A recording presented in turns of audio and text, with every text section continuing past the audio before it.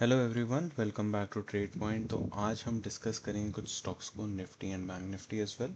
तो मैं सबसे पहले आपके सामने स्टॉक्स डिस्कस कर लेता हूँ जिन्होंने फ्रेश ब्रेकआउट दिया है। सबसे पहले है हमारे पास वाबाग।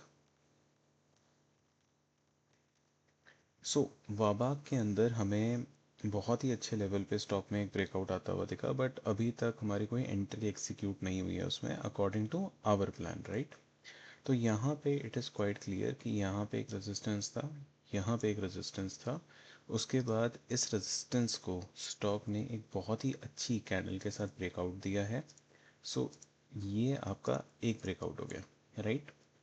अब यहाँ पे हो क्या रहा है, यहाँ पे जैसे हम एन पैटर्न की बात करते हैं तो वो स्टॉक इतना ऊपर तक डायरेक्टली गया, राइट। उसके बाद नीचे आया, नीचे आने के बाद वापस मोमेंटम अब स्टॉक ने पकड़ना शुरू किया है, लेकिन स्टिल अभी तक हमारी कोई एंट्री एग्जीक्यूट नहीं हुई है उसमें। तो यहाँ पे एक जो लेवल है 2200 का, इसके ऊपर हमें वीकली कैंडल क्लोज मिल चुका है, जो कि बहुत अच्छा एक माना जाता है सिनेरियो कि हाँ, यहाँ पे अगर मैं आपको दिखाऊं तो यहाँ पे आप इस रेड कैंडल को देख रहे हो, उसके जस्ट ऊपर हमें क्लोजिंग मिली है, राइट। तो नेक्स्ट वीक के लिए ये स्टॉक इम्पॉर्टेंट है, आई मीन मंडे के लिए ही ये स्टॉक इम्पॉर्टेंट है, बिकॉज इस स्टॉक में आपको एक राउंडिंग बॉटम पैटर्न देखने को मिला है। ब्रेकआउट हुआ, ब्रेकआउट के बाद एक कंसोलिडेशन आया, रीटच हुआ, एंड अब स्टॉक वापस से मूव कर रहा है, राइट। तो आपका यहाँ पे अगर आप देखोगे तो यहाँ पे, यहाँ से निकलने के बाद एक बारी रिट्रेस किया एंड अब स्टॉक ने यहाँ पे आपको क्लोजिंग दे दी है। तो अगर हमारी एंट्री इसके ऊपर एग्जीक्यूट होती है तो ये आपका एक स्टॉप लॉस हो जाता है। यहाँ पे आपकी एंट्री एग्जीक्यूट हुई है, हमने स्टॉप लॉस को छोटा रखने के लिए। अगर यहाँ पे हम एंट्री ले रहे हैं, लेट एंट्री ले रहे हैं, अगर डायरेक्ट ब्रेकआउट पे एंट्री लेते तो हमारा स्टॉप लॉस डिफरेंट होता। अभी हम यहाँ पे वीकली बेसिस पे चार्ट देख रहे हैं, जहाँ पे एक एन पैटर्न बना, हमें क्लोजिंग मिली। अब इसके ऊपर ये स्टॉक यहाँ से निकलना शुरू करेगा एंड एक मोमेंटम आएगा स्टॉक के अंदर। तो ये स्टॉक आपके फोकस में होना चाहिए, बिकॉज यहाँ पे एक अच्छा कंसोलिडेशन हमें देखने को मिल रहा है। अगर मैं आपके सामने इसको ऐसे लगाऊं और यहाँ पे एक ट्रेंड लाइन भी ड्रॉ करूँ तो इस एरिया में मार्केट बार बार इसी जगह पे सपोर्ट ले रहा है। अब हम चलते हैं 1 आवर टाइम फ्रेम पे। 1 आवर टाइम फ्रेम पे कौन सा पैटर्न फॉर्म हो रहा है यहाँ पे? यहाँ पे हो रहा है असेंडिंग ट्रायंगुलर पैटर्न। ये देखिए, ये ऐसे ऐसे ऊपर जा रहा है, राइट। यहाँ से ऊपर जाके अब यहाँ कंसोलिडेट कर रहा है।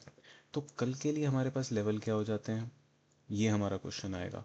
तो कल के लिए लेवल ये हो गया आपके पास 2250।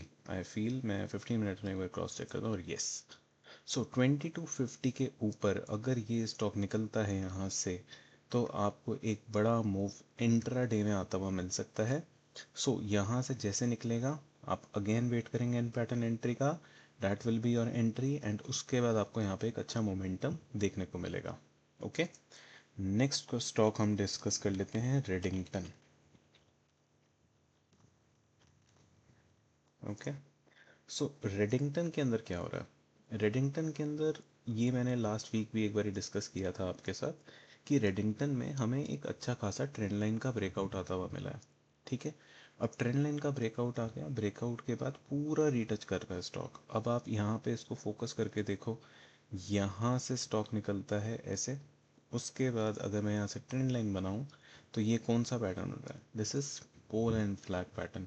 ये एक ब्रेकआउट के बाद बना है, तो अब ये स्टॉक आपके फोकस में रहना चाहिए। अब हम छोटे टाइम फ्रेम पे जाके अपने लेवल्स को डिस्कस कर लेते हैं कि कब निकलेगा, कहाँ से निकलेगा, हमारी कहाँ एंट्री होगी, कहाँ हमारा पहला टारगेट होना चाहिए, राइट। तो 1 आवर टाइम फ्रेम पे मेरे को देखने को मिल रहा है ये लेवल एक रेजिस्टेंस है, ठीक है। अब मैंने इसको मार्क कर लिया, हम 15 मिनट टाइम फ्रेम पे जाऊंगा। 15 मिनट टाइम फ्रेम पे एग्जैक्टली स्टॉक यहाँ से नीचे आया, वापस से यहाँ से एक एम पैटर्न फॉर्मेशन कर रहा है, बट एम पैटर्न अभी तक बना नहीं है। तो जैसे ये स्टॉक 283 के ऊपर आपको एक क्लोजिंग देता है, wait for the M pattern and plan your entry accordingly. First target आपका ये हाई होगा यहाँ तक, ठीक है। ये आपका फर्स्ट टारगेट होगा, उसके बाद सेकंड टारगेट आपका 290, थर्ड टारगेट विल बी 300। क्योंकि ये स्टॉक जिस दिन भी मोमेंटम देगा उस दिन हाई मोमेंटम करेगा। मतलब अगर आप देखोगे यहाँ पे बार बार ऐसी बड़ी बड़ी कैंडल्स बनेंगी, उसके बाद एक कंसोलिडेशन आएगा, फिर मोमेंटम आएगा। The same thing is happening right now. ठीक है, तो इस चीज़ का ध्यान रखिएगा। Next stock Varun beverages. ये स्टॉक काफ़ी वीक है। ठीक है, अभी ये 200 डे मूविंग एवरेज के नीचे ट्रेड कर रहा है। तो इस स्टॉक में हमारी क्या बात हुई थी कि यहाँ पे हमें इस ट्रेंड लाइन का ब्रेकआउट आता हुआ मिला था। ठीक है, ये ट्रेंड लाइन थी, इसका ब्रेकआउट आता हुआ मिला। यहाँ पे स्टॉक ने सपोर्ट लिया। उसके बाद अभी क्या सिनेरियो है, अगर आप ऊपर से प्राइस एक्शन को समझोगे तो बहुत इजी रहेगा। यहाँ से मार्केट नीचे गिरा, मार्केट ने रिट्रेसमेंट किया, मार्केट फिर से नीचे गिरा, अभी मार्केट वापस से पुल बैक लेके एक कंटिन्यूशन कर रहा है। ठीक है, तो इस चीज़ को अब हम ध्यान रखेंगे कि हाँ ठीक है, ये कंसोलिडेशन करके एक बारी रीटच किया अपने लेवल्स को और वापस से कंटिन्यूशन कर रहा है। तो अब इम्पॉर्टेंट लेवल क्या हो गए, 475। अगर स्टॉक 475 के लेवल को ब्रेक डाउन दे देता है तो आपको एक सेल ऑफ आता हुआ मिलेगा स्टॉक के अंदर। अगर मैं आपको 15 मिनट के पास दिखाऊं, पिक्चर विल बी क्लियर कि यहाँ पे स्टॉक एक दिन, 2 दिन, 3 दिन से कंसोलिडेट कर रहा है। ठीक है, यहाँ पे एक फेक ब्रेकआउट हो चुका है, दूसरा नहीं होगा। इसके नीचे जैसे ही जाएगा सपोर्ट तोड़ के स्टॉक निकलेगा, wait for and pattern. And यहाँ पे एक बारी इस लेवल पे हमें प्रॉफिट बुकिंग थोड़ी सी करनी पड़ेगी। ठीक है, छोटा ही टारगेट है बट 470 तक का हम एक टारगेट ले सकते हैं, यहाँ पे पॉसिबिलिटी हाई है। तो यहाँ पे एक बारी के लिए छोटे से स्टॉप लॉस के साथ काम हो सकता है, बट ज़्यादा बड़ी एक्सपेक्टेशन मत करना because market can reverse. Because यहाँ पे एक बारी फेक ब्रेकआउट मिल चुका है, तो यहाँ पे वापस से स्टॉक एक बारी आके आपको ऊपर जाता हुआ मिल सकता है। तो इसलिए अगर आप ट्रेड लोगे, ऑलवेज यूज ट्रेलिंग एसएल। एक बारी प्रॉफिट में हो ट्रेलिंग एसएल लो, अगर प्रॉफिट में नहीं जा रहा, अगर डायरेक्ट एसएल हिट हो रहा है SL low, close the system, मत करो ट्रेड। और या फिर अगर आप 2 ट्रेड प्लान करते हो दिन के, तो सिर्फ नेक्स्ट ट्रेड सेकंड हाफ में लेना, बिकॉज फर्स्ट हाफ में जब एक बार लॉस हो जाता है तो आपके पास ना ऐसा लगता है कि मैं दूसरा दूसरा स्टॉक ढूंढूंगा, दूसरा ट्रेड लूंगा, वो काम नहीं करना। तो हम ब्रेक ले लेंगे 1 घंटा 2 घंटा, सेकेंड हाफ 12:30 बजे के बाद आएंगे, देखेंगे कहाँ पे हमारा ट्रेड बनता है, will take that's it. Okay, so next stock मैं आपके साथ डिस्कस करता हूँ, आज़ाद इंजीनियरिंग। आज़ाद इंजीनियरिंग के अंदर काफ़ी अच्छा मोमेंटम बिल्डअप है। ओके, कल के ये स्टॉक काफ़ी इंपॉर्टेंट है। एंड अब मैं आपके सामने स्टॉक की पूरी हिस्ट्री, कहाँ से ब्रेकआउट आया, कैसे आया, वो डिस्कस करता हूँ। सो आज़ाद इंजीनियरिंग में ये एक टॉप लगा था, उसका हमें यहाँ पे एक ब्रेकआउट मिलता है। ये आपकी एक ब्रेकआउट कैंडल हुई, this one, this candle is your breakout candle. Okay, breakout हुआ, पूरा रीटच आया, अब स्टॉक ने इस हाई को ब्रेक कर दिया है। So this will act as a support. तो ये लेवल क्या हो गया आपके पास, 2300 का लेवल। अब हम चलते हैं डेली टाइम फ्रेम पे। तो डेली टाइम फ्रेम पे हमें यहाँ पे दिख गया कि ये एक ब्रेकआउट है, अब ये एक रेड कैंडल आ चुकी है। ठीक है, it is a continuation pattern. तो जब भी प्राइस इसके ऊपर निकले, 2500 के लेवल के ऊपर निकले, आपको एन पैटर्न एंट्री मिले, you can take your trade. ठीक है, क्योंकि ये एन पैटर्न है। अगर आप देखोगे, मोमेंटम आया, रिट्रेसमेंट, कंटिन्यूएशन, पीछे से भी ऐसे ही हुआ है, यहाँ से आया, एक रेड कैंडल आई, नीचे आया, फिर वापस से ऊपर निकला। तो ये एन पैटर्न बन रहा है, यहाँ पे एन पैटर्न बन, तो ये आपको एंट्रीज दे रहा है स्टॉक। ठीक है, सांस ले लेके ऊपर जा रहा है, भागता ही नहीं जा रहा है। ओके, तो जैसे इस सिनेरियो में, यहाँ पे इस सिनेरियो को अगर मैं मार्क करूँ, यहाँ से लेके यहाँ तक कोई एंट्री नहीं बनी है आपकी। ठीक है, क्योंकि रिट्रेसमेंट नहीं है, स्टॉप लॉस किधर लगाओगे। तो यहाँ पे अगर आपको एंट्री मिली, देखो ऐसे यहाँ से चलता आया स्टॉक, यहाँ तक गया, रिट्रेसमेंट आया, उसके ऊपर क्लोजिंग दी, यहाँ आपकी एंट्री बनेगी, यहाँ आपका स्टॉप लॉस रहेगा, देन यू कैन ट्रेड, है ना। तो आपको ये चीज़ ज़रूर फोकस में रखनी है, you have to wait for your entry, greed में नहीं रहना, वेट करना है एंट्री का। तो अब आपको 2500 के ऊपर एक नया स्विंग ट्रेड इस स्टॉक में चलता हुआ आपको मिलेगा। तो और कल मंडे के लिए बहुत इंपॉर्टेंट है स्टॉक, बिकॉज आई फील यहाँ से एक बारी मोमेंटम स्टॉक कर सकता है, तो आपके फोकस में ज़रूर रहना चाहिए above the level of 22.5। Okay, thank you. Next stock हम देखते हैं, टाटा कैपिटल। टाटा कैपिटल मैंने आपके साथ पहले भी डिस्कस किया था, बट इसमें कोई ब्रेकआउट नहीं आया है हमारे पास अभी तक। अगर हम यहाँ पे देखें तो ये स्टॉक पिछले रेजिस्टेंस से ही नीचे आ रहा है, ठीक है। ये एक रेजिस्टेंस था, अभी अगर आप देखोगे ये विक छोड़ के नीचे आया है, ठीक है। तो जब भी ऐसे कोई विक छोड़ता है हम ट्रेड प्लान ही नहीं करते उसमें। तो अभी क्या हो रहा है, अभी वापस से स्टॉक ऊपर जा रहा है, लेकिन अभी कंफर्मेशन आ गया नहीं आया। जब तक स्टॉक आपका इस लेवल का ब्रेकआउट नहीं देगा तब तक हमारे पास कोई कंफर्मेशन नहीं आएगा। तो ये आने वाले टाइम के लिए स्टॉक फोकस में रहना चाहिए। यहाँ पे एक अच्छी अपॉर्चुनिटी और अच्छी स्विंग ट्रेड ज़रूर बन सकती है, तो keep this stock in focus. Next stock है हमारे पास C D S L. C D S L ने 200 डे मूविंग एवरेज को रिक्लेम किया, विद वॉल्यूम किया, ठीक है। तो इसका क्या मतलब है, हम डायरेक्टली स्टॉक को जाकर ले लेंगे? नहीं, अभी हमें क्या वेट करना है, सिंपल अपना एन पैटर्न का वेट करेंगे। हमें यहाँ पे कंसोलिडेशन चाहिए या फिर यहाँ पे एक रिट्रेसमेंट चाहिए, उसके बाद ही हम अपना ट्रेड प्लान करेंगे। ओके, चाहे इंट्राडे हो चाहे स्विंग ट्रेडिंग हो। लेकिन यहाँ पे अभी ये मूव क्यों आया, इसका रीज़न मैं आपको बताता हूँ। क्योंकि अभी मार्केट में आईपीओज आने शुरू हो गए हैं, डैट क्योंकि ये सबसे बड़ी हमारी डिपॉजिटरी है, तो दैट इज़ वाई हमें यहाँ पे वॉल्यूम्स के साथ ब्रेकआउट आता हुआ दिख रहा है। ओके, इतने टाइम से कोई आईपीओ नहीं आया था, स्टॉक करेक्ट ही हो रहा था और कुछ नहीं हो रहा था स्टॉक के अंदर। और अगर आप यहाँ पे देखोगे तो एक डब्ल्यू पैटर्न यहाँ पे फॉर्म हुआ है। तो जब डब्ल्यू पैटर्न फॉर्म होता है उसका एक रीटच आता है, देन उसके बाद एक एन पैटर्न बनता है, हम तब प्लान करते हैं। डायरेक्टली प्लान करेंगे स्टॉप लॉस बहुत बड़ा होगा एंड लॉस होने के चांसेस ज़्यादा हैं, ठीक है। नेक्स्ट स्टॉक हम डिस्कस करते हैं जे एन के बैंक। इस स्टॉक में कुछ तो हो रहा है जो कि मुझे देखने को मिल रहा है एंड मैं आपके साथ अभी यहाँ पे शेयर कर रहा हूँ, ठीक है। सो यहाँ पे मैं मंथली चार्ट से स्टार्ट करूँगा बिकॉज ये स्टॉक एक्चुअली इंपॉर्टेंट है डिस्कस करना। अगर आप ये देखोगे इसका ऑल टाइम हाई था 196, अभी स्टॉक ने 202 रुपीज़ का एक हाई लगाया, ठीक है। यहाँ पे आपको क्या फॉर्म होता हुआ दिख रहा है, एक काप और एक हैंडल पैटर्न, राइट। तो हैंडल का ब्रेकआउट तो आ चुका है, ये रहा, ओके। अभी ये स्टॉक यहाँ से निकल चुका है, हमें ऑल टाइम हाई के एक ब्रेकआउट का वेट करना है, हम उसका वेट कर रहे हैं।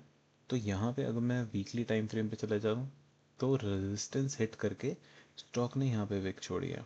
सो हमारे लिए सिंपल रेजिस्टेंस क्या हो गया, अब नया resistance, this is our resistance 200 का लेवल। ये क्यों हुआ, क्योंकि ये राउंड लेवल है एक स्टॉक के लिए, ठीक है। पहली बार गया है, स्टॉक वहां से रेजिस्टेंस लेगा। अब यहाँ पे आपका काम क्या होता है, यहाँ पे इतनी बड़ी कैंडल के बाद अगले दिन स्टॉक नहीं चलता, स्टॉक थोड़ा सा साइडवेज जाएगा, हल्का सा नीचे जाएगा, फिर आपको एक ब्रेकआउट देगा।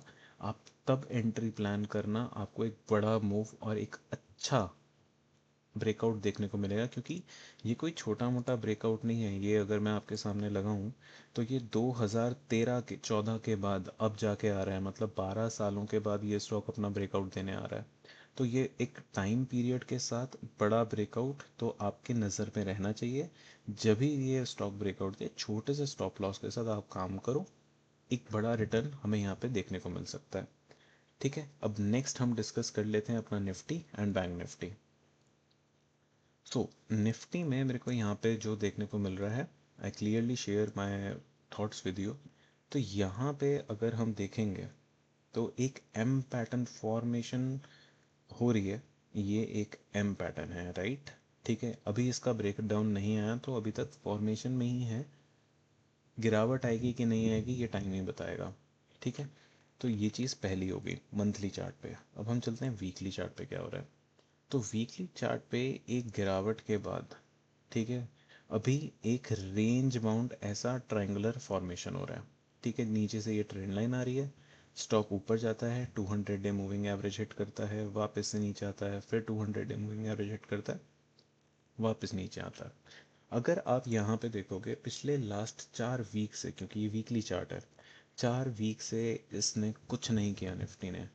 ये वीक एक डिसाइडिंग वीक हो सकता है, जो कि मेरे को बहुत ज़्यादा लग रहा है, बिकॉज 4 वीक तक मार्केट साइडवेज रह सकता है, उसके बाद मार्केट को कहीं ना कहीं तो मूव करना है, ठीक है। कितना एक ही रेंज में मार्केट ट्रेड करेगा, तो आई होप यहाँ से या तो हमें एक पॉजिटिव मूव देखने को मिले, बिकॉज अभी तक यहाँ पे एक हायर हाई बना है, ये एक हाई है, ठीक है, ये लो नहीं ब्रेक हुआ, ये एक हाई है। ओके, तो यहाँ से मेरा प्राइस एक्शन थोड़ा पॉजिटिव है, बट मेरे को उसके ऊपर क्लोजिंग चाहिए 24,600 के ऊपर। तो मैं यहाँ से रेडी हूँगा, हाँ एक नई रैली हमें देखने को मिल सकती है। बट द थिंग इज कि मोस्ट ऑफ द स्टॉक्स, जैसे आपका H D F C bank हो गया, कोटक हो गया, आपके आईटी के स्टॉक्स हो गए, आपका रिलायंस हो गए, ये सारे के सारे 200 डे मूविंग एवरेज के नीचे ट्रेड कर रहे हैं। तो इसका मतलब कुछ तो दिक्कत है, राइट? तो अगर ये यहाँ से निकलेगा, वो सब 200 डे मूविंग एवरेज के ऊपर आ जाएंगे, लेकिन यहाँ से निकले उसके बाद ही कंफर्मेशन आएगा, otherwise no confirmation no trade. Same goes with bank Nifty. Bank Nifty अब मैं डिस्कस करता हूँ आपके साथ। सो बैंक निफ्टी में क्या हुआ, यहाँ पे अभी हमें एक डब्ल्यू पैटर्न फॉर्म होता हुआ दिख रहा है, अभी ये उसका कंसोलिडेशन चल रहा है, ठीक है। सो जब तक इस ट्रेंड लाइन का ब्रेकआउट नहीं आएगा, we can't plan for a long side कि हाँ हमें नया हाई देखने को मिलेगा या एक और बारी हम पुराने हाई तक जा रहे हैं, ठीक है।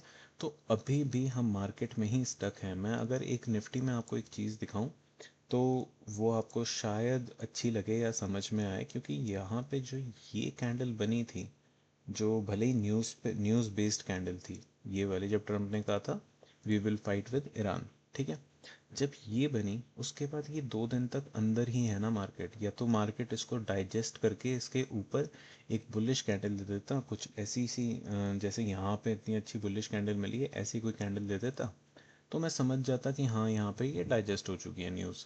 लेकिन स्टिल मे बी उसके माइंड में क्या चल रहा है किसी को नहीं पता। अगर यहाँ से ये ब्रेकआउट आया, it will be a successful breakout, हम एक बारी चांस लेंगे, बिकॉज यहाँ पे एक बारी रीटच हुआ है, यहाँ पे एक बारी हुआ है, यहाँ पे तो 3 बारी रीटच हो चुका है, तो चौथी बारी एक बारी निकालने की कोशिश करेगा। हम देखेंगे वॉल्यूम क्या है, प्राइस एक्शन क्या है, मार्केट कैसा कर रही है, जो हमारे बिग स्टॉक्स हैं वो कैसा परफॉर्म कर रहे हैं, हम वो सब चीज़ें देखेंगे, उसके बाद ही हम अपना डिसीजन लेंगे, राइट?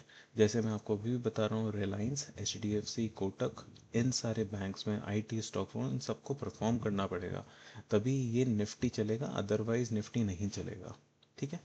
तो ये चीज़ आपके फोकस में रहनी चाहिए। अगर आपको हमारा एनालिसिस पसंद आया है तो please like share and subscribe कर दीजिए, और अगर आपके पास डीमैट अकाउंट नहीं है, दिए हुए डिस्क्रिप्शन में आप अपस्टॉक्स के साथ अपना अकाउंट ओपन करते हैं। It is so easy to use. Thank you so much, have a lovely trading day tomorrow.